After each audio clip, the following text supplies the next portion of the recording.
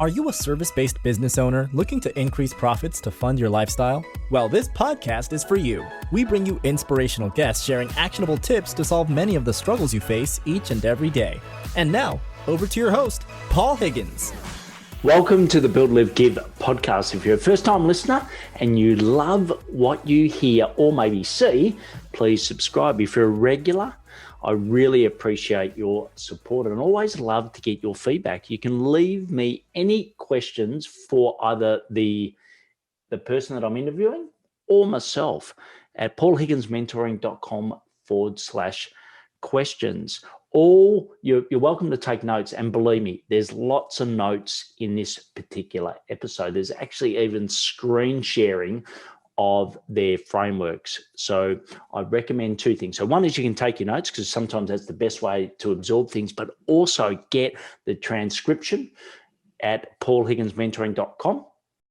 And you can also go and watch this in YouTube as well at Paul Higgins Mentoring. So our guest today was a tech engineer, so used to build software, and then they went into their own tech startups. And they actually pitched to over 123 venture capital investors and were lucky to get funding 6 times. Right? So they had an amazing journey. And what they've done is combined that experience with a researcher to work out how an average Joe can become an IT, a tech genius, right? And what they've got now is an Amazon best-selling book. Actually, it's a best-selling non-fiction book on Amazon. So it's absolutely amazing. So, there's 2 key frameworks that the guest goes through. So one is the slow create formula, and the other is the Sustainable Mystique. So they're both amazing. Definitely, if you can watch this, if you're listening by audio and you get the chance to go over and watch it on YouTube, it'll be great. And they also give you a framework. So it's around new products, because obviously that's what they do around software products. That's been his background, but it's a great framework to help you think outside the square. Anyway, enough from me. Now over to Shawn Livermore from productperfect.co. Welcome, Shawn Livermore, to the Build, Live, Give podcast. Welcome, Shawn. Hey, Paul. Thanks for having me. Yeah, it's great. Well, I know, Shawn, you run a company called Product Perfect, and we're going to go through lots of amazing information today. But why don't we just kick off when someone says, hey, Shawn, what do you do? How do you best describe that? I run a software company here in Southern California, Product Perfect, and we focus on enterprise applications, modernizing systems for Fortune 500 companies in the United States. Excellent. And what got you, I know you've had an amazing startup. You started as a product engineer, then into startups, etc., as I said in the introduction. But what sort of got you into the latest pursuit? Well, I wrote a book. It hit the Amazon bestsellers list for a little while, and it's exciting content. I met a neuroscientist out of UCLA, Dr. Jesse Rissman, PhD, and spent months and months with him during COVID. And we were looking for a way to basically take anyone, and I mean anyone, your grandmother, your least qualified employee, anyone in your network, and take them from average Joe to tech genius. This idea of the spectrum of intelligence and creativity and product creation life cycles. And I was digging and just simply I hired a research team, and we all got together, and we could not find any sort of predictable, reliable, replicable framework for product creation that involved neuroscience that anyone could pick up and run with. And so we decided to work with Dr. Rissman and created one. And so we call it the Slow Create Framework. And the book is it backs into that as sort of a tool that anyone can use to create beautiful products. Great. And when you say products, are they physical products? Can they be intangible? What do you mean by products? Specifically for the tech industry. So we're talking about digital products, software, apps, right? So we all see these unicorns companies coming out of nowhere, right? We have Snapchat and Uber and so many of the large behemoths now, but there's also all these other unicorns. There's like 100, 150, 200 of them now that are worth $1 billion or more, billion with a B. And they are founded by these, quote, tech geniuses, right? And they create these magnificent, swipeable, clickable morsels of goodies that you really love on your phone. And Apple has really benefited from the creativity and the slick nature of these apps. But how do they go viral? How do they grow? How do these growth hackers work? And so I actually sat down with the father of growth hacking, Shawn Ellis, in Newport Beach, and we had a burger. And it was great to really hear firsthand how Dropbox became a household name. And he told the story, and the story backed into what I was already researching with the neuroscientists. So it all kind of came together in the book, and it really reinforced the model of a science and a framework rather than, magic dust or being that lucky founder with the magic touch. Yeah, look, I must admit, I was one of the first people to get a mobile phone, and I thought, this is it. Like, it can't get any better than this. Going from, back in, our day when I was a salesperson, you had to physically, show up to make a sale. It was like, hang on, I could do it from anywhere. It was like, but now when we look at our mobile phones and the apps we've got, and look, a lot of people collect things, watches, coins, whatever it is. I collect apps, right? I'm constantly looking for the new app. So I'm really excited to get the genius behind this. And I love, the fact that you talk about, the average Joe can do this and really making it for all of us in a way, not just the few unicorns. So I know you have got some great methodologies that in the book, have you got anything that you'd love to share with us now that we can get a real sense of what this is about? Well, it's 100,000 words, right? And 18 months and quite a bit of research. So it's very difficult to put it into that nutshell, but I will do my best to try and to give you the best that I can out of that spectrum of work. But the body of it is that there is really no such thing as the tech genius. But in a satisfying twist, the book sort of relinquishes that statement and concedes that actually there is, and you can also become it yourself, right? So it's this no, but yes.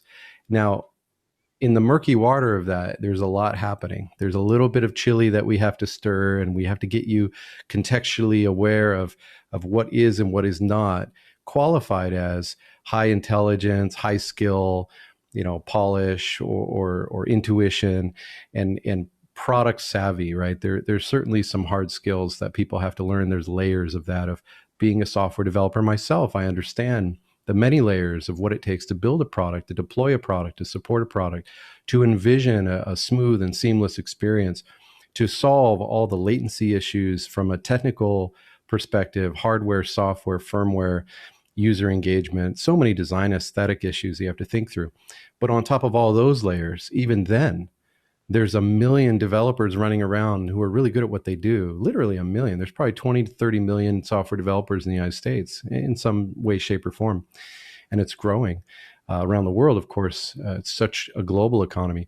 But on top of that, the icing of that thin atmospheric layer of really highly qualified founders that could solicit venture capital investment, they are still striving and seeking to get onto that plateau of building a product that can scale.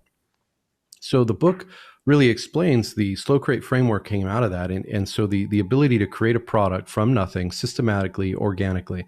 And what we're learning is some of even my clients for software, we build enterprise software, but many times we're sitting and we inevitably come across a product. We stub our toe as we walk through the hallways on products all over the place, right? We have this mainframe system over here.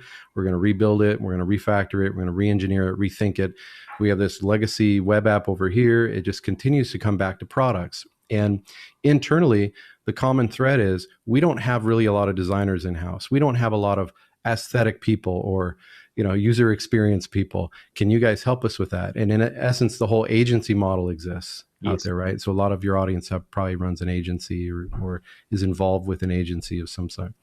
So it's premised on quite a few notions about design. But coming back to the point, anyone can create beautiful products. Anyone can truly get a manifestation of their inclinations or their hunches or their wishes or their desires, frame it out on a canvas, build it out into a pipeline and stack all your canvases into a pipeline. And then through systematic neuroscience, push them through what we call the mindless work ladder. And out the other side comes the juicy morsels, the inflections, what venture capitalist Mike Maples calls inflections. And there's several types of those in the book. We talk about that. But those inflections in your learnings can then be carefully mapped and pushed through what we call the Sustainable Mystique triad. It's a way to communicate. It's a form of and a methodology of pitching to friends, family, spouses, loved ones, or employers, or venture capitalists, right? It really doesn't matter. But you're always pitching, you're always selling. And this methodology helps you left brainers. Anybody out there, a left brainer, have a hard time speaking? I know I'm hitting someone right between the eyes. Well, I'm married to one. Okay, yeah. Yeah, we're not naming any names, but you're married to one. Well, don't worry. She doesn't listen to your podcast, so you don't have to worry about her hearing you. Yeah. Spot on. Spot on. Just playing. Unfortunately, she's not the only one, but she's yes, one of them that doesn't listen to it. Yeah. I don't think I could get my family to read my book yet. It's really sad, isn't it? You hope people around you will, yeah. Well, they say they did, but I think they answered a few questions wrong. So I'm testing them, and I don't think they did. But you really do learn how to pitch, and you learn how to present your information. And that's one of the hardest parts, is speaking, is communicating. If we could just get this darn people thing figured out, right? Yes. All the code is so easy, but people, so difficult. So the book really helps those who are kind of finding their way in communication as well. And it truly, people have come back to me and said, it really is a communication book. And I realized, yeah, it really is. It's a communication book. Right. And speaking of communication, I know one of the best ways to communicate is visually. And I know that you've already got some of those models that you've just talked through. So would you like, it's a first. We've never done this on the podcast before, but I think it makes perfect sense. If you can share some of these models so that we can all see it. And if you're listening to this audio, Shawn will do his best way to work it through. But I do highly recommend that you go to the website, my website, which is paulhigginsmentoring.com. You can also go to YouTube, which is Paul Higgins Mentoring, to get a side of these models. Okay, over to you, Shawn. Here's the Slow Crate Canvas. So just like the business model canvas, this allows you to plot out your manifested problem domain. And so if you're trying to invent a product that, let's take Instagram, we want to be able to apply lenses and filters to pictures and make them seamless. And so you'd list out the problem or area your brain is continually working through here. You'd list out any factors like blockers, constraints, or other forces, any actors, any bodies, people who are involved in the process, any inspirations from competitors or other products on the market. Any of the next section is what we call PDS cycles, the patterns, details, and secrets. This is what's always churning in the back of your brain like a server farm, never stopping. You're always working through these PDS cycles. And even at night, we find in neuroscience, they say that 60 to 80% of the energy that your brain consumes is consumed in the background threads. And so what is it working on? Well, it's churning through the patterns, details, and secrets. And so listing those out in your problem domain, which looks a little different. We talk a lot about secrets. They're kind of like truffles, but if you know the pig in the who hunts and sniffs out the truffles, the old man Withers down by the river who has 10 pigs, and you borrow one of those and you go find the truffles. There's a way to get to those business secrets. Then you come down to the unsolved. You can list the area that's still unsolved and allow your mind to sort of rehash that and remember it when you're solving your problems. The mindless work ladder is an acronym.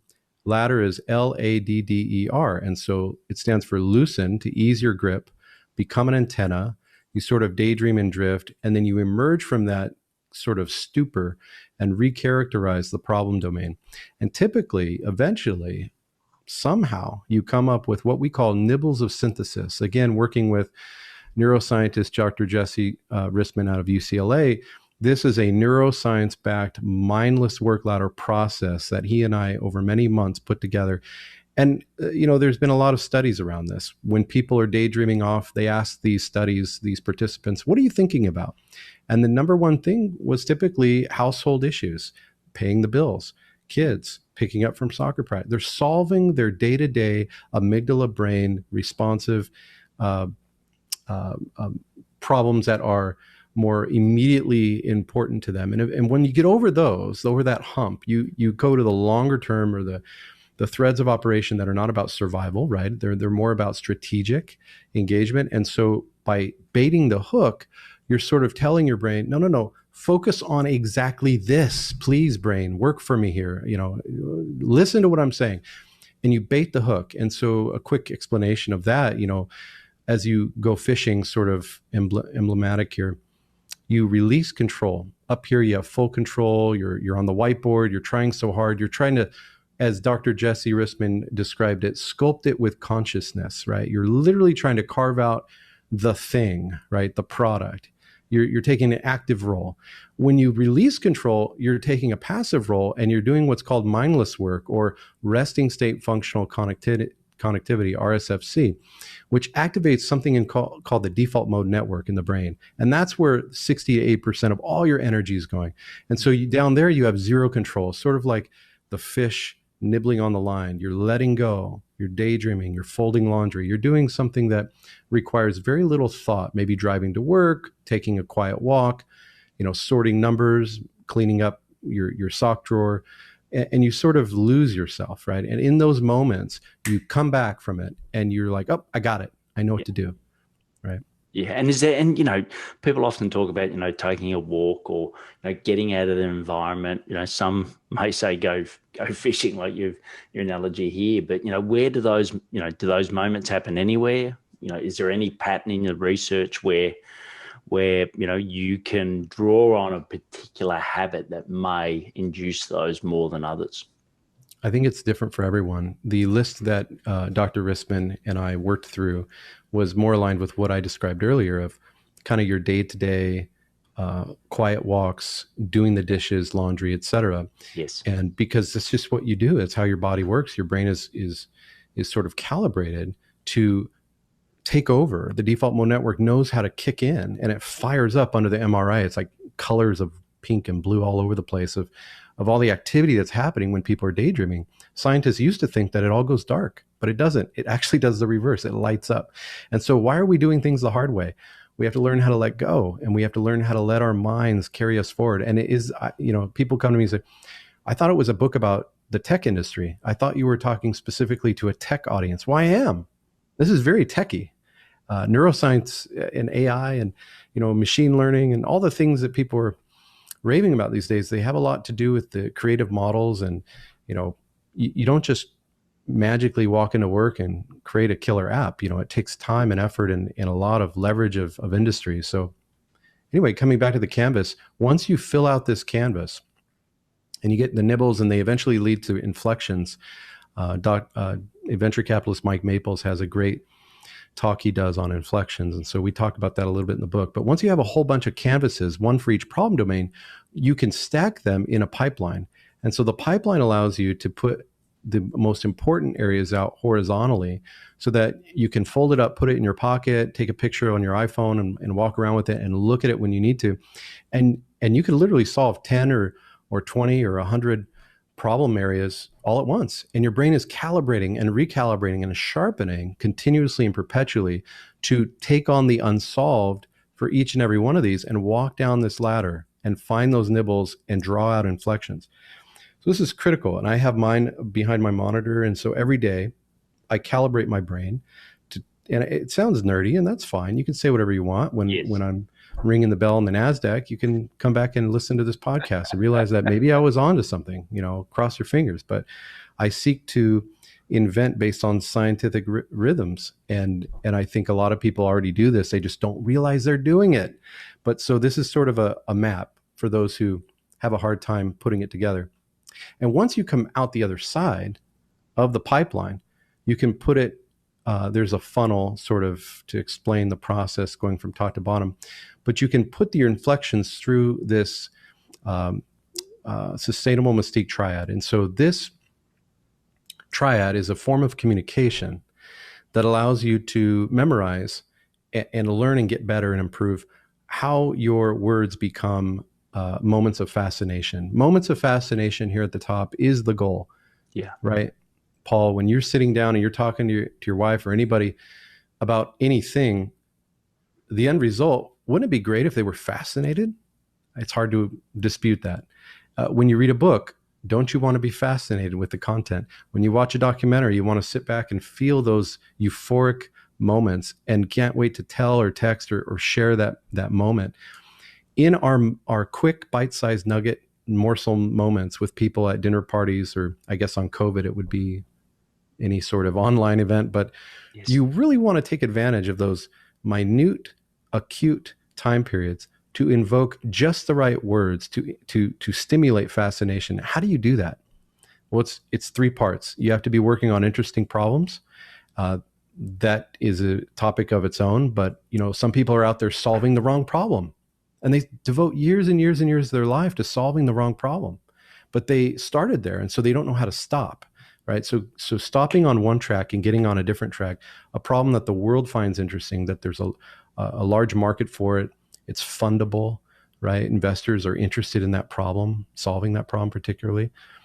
And then having a narrow focus, making sure that you're adopting first principles, you have a founding myth, you have a fulcrum friendly model, but that your narrow focus and your calibration and the lens is tightened really acutely on a very specific niche of the problem. And then using articulate speech with an API method, analogy, portrayal, and inversion. We talk about this in the book and in some of the videos on the website. All those three things allow you to take your PDS cycles from the Slow Create framework and bubble those up to the top.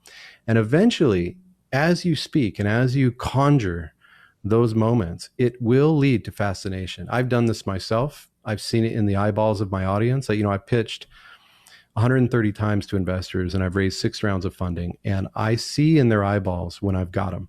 Now, am I manufacturing falsehood? No, it's all true. Everything that I'm working on is truth. There's no hype. There's no hustle. I could whisper the pitch and I could achieve some fascination. Now, I'm not saying it's always going to be a glorious moment where sparks are flying. It could very often be a very subtle moment where they are validating in their mind, they're checking boxes. It's like we look at how baseball scouts, how they look at baseball players. What are they looking at?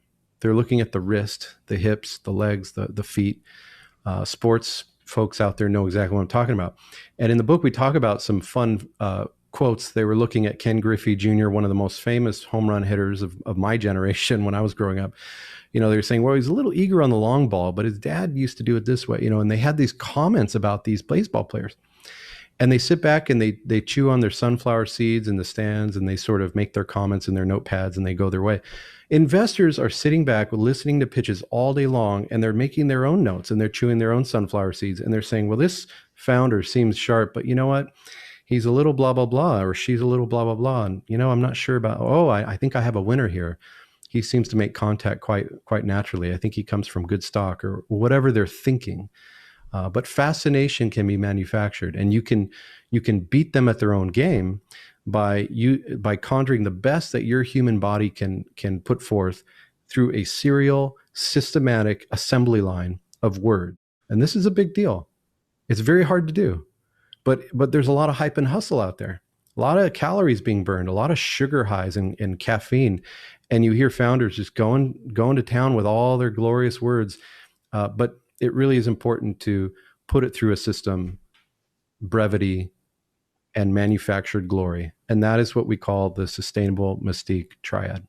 Yeah, look, that was fantastic, Shawn. And I think I know a lot of people listening to this podcast saying, well, look, I don't want to launch a product necessarily, and I want to be a consumer of one, but not launch one. But I think, when I was at Coca-Cola, we used to always look for insights outside of our industry. And I think you're a service-based business. I think this is a great model to take, and a lot of what can be, a lot of the frameworks in Shawn's book can be applied to you and your business, right? Because it's not just for unicorns. Like Shawn said before, it can be for your grandmother. It can be for anyone to understand a methodology, which is no different to some of the other methodologies which you've got. So you can find out more about Shawn and you can certainly get those. So if you're doing audio at the moment, you can get it at slowcreate.com. I highly recommend you getting the book. It's fantastic. But before we go into the live section, Shawn, I like for everyone listening just to think about if they've got their sales machine in place to get 1 to 3 high quality clients a month. And if you are unsure of that answer, I want to help you. So I've got 14 questions that you can answer in 3 minutes, and it will give you precisely the gaps that you may be missing to get those 1 to 3 ideal clients. Because just imagine, we all work so hard, but if you did have a repeatable sales machine, just how much that would assist you in your life goals. So just go to paulhigginsmentoring.com/pulse, and you can answer those 14 questions in 3 minutes. So the next section is the live section, right? And you've done an amazing job in outlining the book, which is great, but we want to sort of dive a little bit more behind Shawn, right? So what are some of the daily habits, Shawn, that help you create an Amazon best-selling book, pitch to 130 investors and get venture capital funding, 6 times in your career? I think I try to stay away from the wake up at 4 a.m. stuff, I don't think it's sustainable, and I think it leads people down the wrong path because it's not about velocity, it's about aim. Yeah. And so the calibration, a lot of founders are ready, fire, aim, but I really love my product and I really that's the biggest problem, and I think giving it a name is a bad idea too. I wrote a long blog post after I shut down my last startup, and I tried to tell people, don't give it a name, because once you give it a name, you want to pet it and feed it. It's like a little pet, call it experiment number 47, and give it a code name like Excalibur or something, but don't give it a real name. Don't give it a domain name, for goodness sake, until you really have a provable strategy. But I think it's about rhythms and health, mental health, number one. COVID has really drawn that to the surface, and everyone would agree and nod their heads.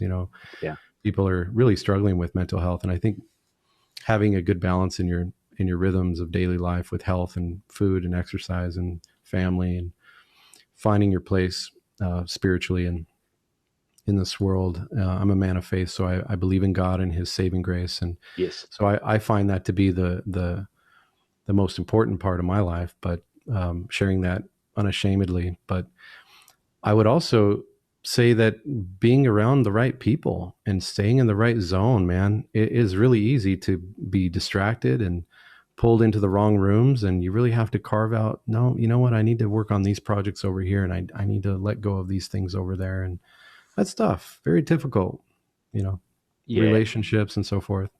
Yeah. And look, I love Russell Brunson's philosophy around your Dream 100. And I think it's, it applies to customers, it applies to partners, but it also applies to the people that you want to have, those conversations and those networks with. Because, often I know, you talk about where do ideas come from. Some of my best ideas came from when I was actually just listening to people talking or being at a conference or something like that. And then ideas just, I'm like an ideas machine. They just pop in my head.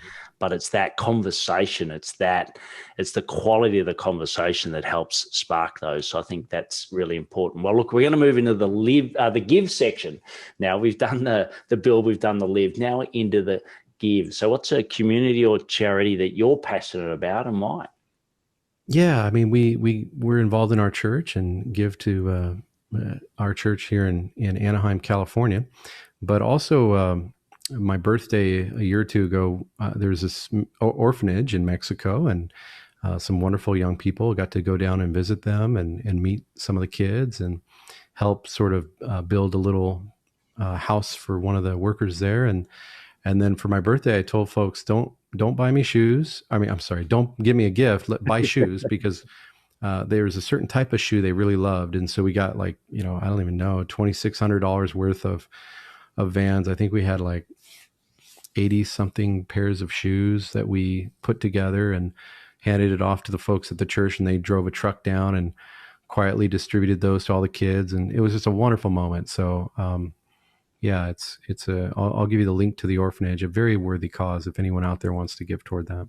Brilliant. Well, we'll definitely put that in the show notes. And this leaves us to the last section, which is the rapid fire questions. I'll ask you some answers and get some rapid fire responses. So the first one is, what's a piece of technology that you couldn't run your business or multiple businesses without? I really love the Atlassian stack with Jira, Confluence, right? Product management, etc. So that would have to be my number one. Yeah, and a big shout out to the two Aussie founders of Atlassian. They're the quiet guys in the industry, but they've done an amazing job. The next one is your best sales tip. So, what's your best sales tip or tips to help everyone get more happy clients in the door? I think you have to really continue to build relationships. I think, your friendships, your net worth is your network, right? Or your network is your net worth. And I've learned that the hard way of being an introvert by default. I tend to go into project mode, but you really have to stay in person mode and people mode and continue to shake hands, even virtually, and continue to connect. But I'd say that's the most important thing. Just Yeah. voluminous numbers of human beings that you're interacting with. Yeah, and what's the best source of new ideas for you? I know you've alluded to a brilliant way of doing that in the book, and we may have already covered this question, but have you got any other aspects you'd like to share? Yeah, I think the source, the development is what the So Create framework really helps people who are solving problems or envisioning solutions systematically do so more effectively, efficiently, and more powerfully. And be able to get from, oh, I forgot about that idea I had 10 years ago, to I have 147 ideas I'm working on right now.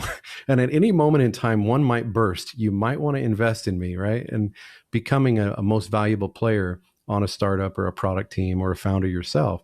That is what that leads you to. And it's a powerful tool for anyone out there who's building a product or cycling through and iterating through their thoughts on a daily basis, which is really all of us, right? So I would say your grandmother should use this tool. It really is a powerful tool. But getting new ideas, going fishing, as many producers and movie film writers would call it. Yes. It really does involve a combination of multiple seasonings. Your isolation factors, right? If you're an extrovert, you might want to discipline yourself to take a step back, and not be engaged with so many people all the time, right? You need to carve out time for your brain to do what it was intrinsically able to do without you flapping your jaws or involving with people. If you're an introvert, great, equally great, but learn how to become more efficient at thinking through and processing through your ideas and documenting them, becoming more of a transcriptionist of what your brain is already doing. And then thirdly is your time. What are you doing with all your time? If you're spending all your time, driving the car, but not washing the car, your car is going to get really dirty over time, and no one wants to ride in it, right? Your brain, we run our brains really hard. Yes. Go, go, go, go, go. Meeting after meeting after meeting after meeting. There's back to back to back to back to backs in corporate America or Australia. They love to have people efficient and really blocked out. And you try to book a meeting with the director or a VP, and you look at their calendar and it's just like there's nothing open. So you got to chat them on Slack or on Teams. Hey, when can you meet? Because it's foolish now. It's just crazy. But I think we really have to block in every 3 hours of work. You need 15 minutes of thoughtful walking. Yeah. And I mean it. I take 2 or 3 walks a day for thoughtful introspection and processing through the activities that I just performed, Yes. and then preparing for activities yet to be. And it's very powerful. And I would recommend that for anyone to just really slow down and provide that stare off into space on your calendar kind of moments.